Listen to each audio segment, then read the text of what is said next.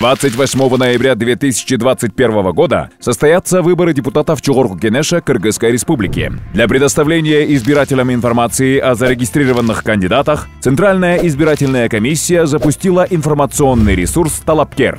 Попасть на информационный ресурс можно через сайт ЦИК КР, выбрав раздел «Кандидаты и партии», либо набрав talapker.shailo.gov.kg.